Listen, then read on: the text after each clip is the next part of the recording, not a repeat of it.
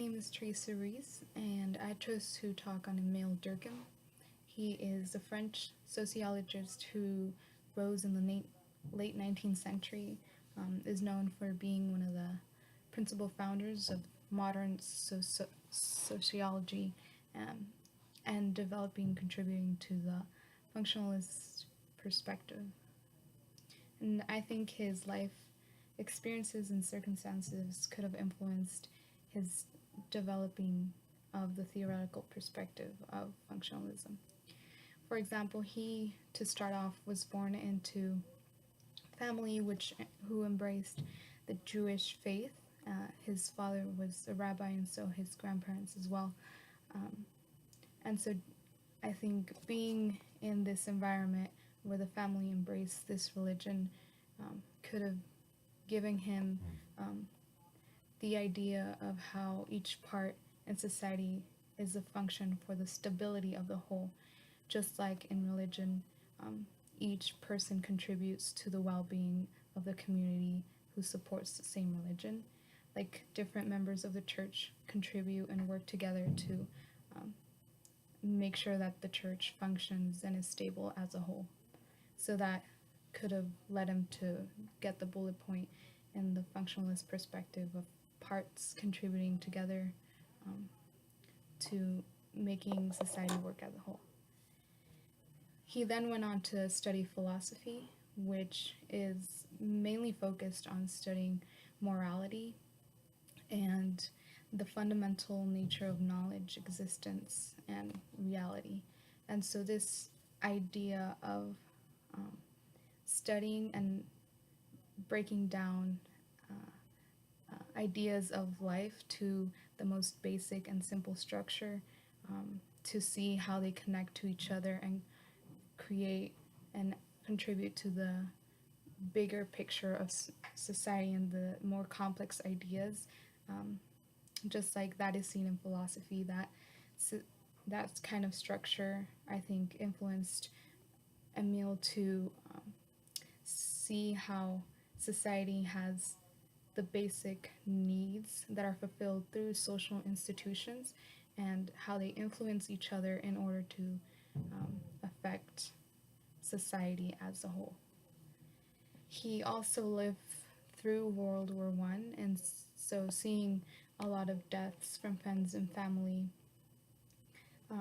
and also trying to explain to himself the intense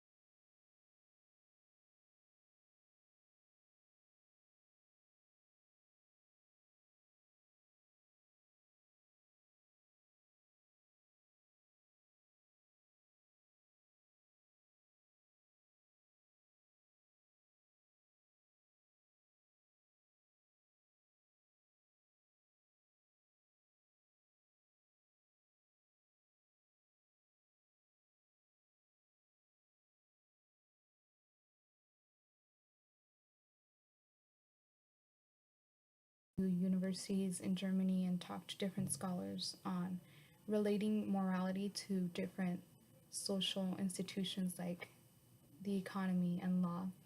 And he was an author of on the division of social labor, so he was also really knowledgeable and experienced in the economy institution, and also just being a professor for sociology at a university gave him insight on the education institution. So having all these background knowledge and experiences about the different institutions could have led him to seeing and connecting society based on how those institutions work and connect with each other.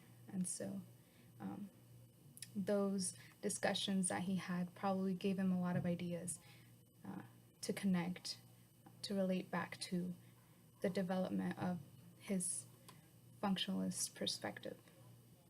Not only did he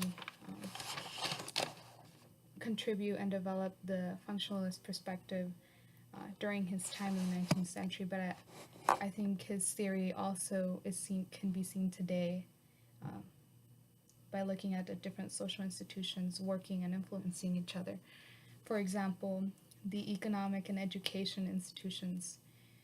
Today, you can see how the workforce requires employees to have a degree in education of higher level education, like a BS or a PhD. And so, to get a good job or get paid well in the workforce, you need to have a good degree. And likewise, in order to for schools and education to be possible, you need labor and workforce to create and build, get the resources needed to run an education facility and public schools. And so those two work together and influence each other to make sure society is being fulfilled in their basic needs. It's also seen when the jobs are asked to pay taxes from businesses or individuals, employees, in order to pay for public schooling and teachers and scholarships to help with the education institution. So they worked together and influence each other to make sure that they contribute to society. Another example is religion and government. So religion is a good factor to setting the moral standards of society, teaching and leading people to behave and act in a way that's contributing to the greater good, which correlates with people following authority and following the laws to avoid crime and chaos. And so that helps government implement their laws and more efficiently. Likewise, the government institution sets laws that allow for the freedom of religion and congregation. And they also sometimes provide money and allow for taxes to be filed for religion, for religious institutions. And so they work together to contribute to the function of society as a whole.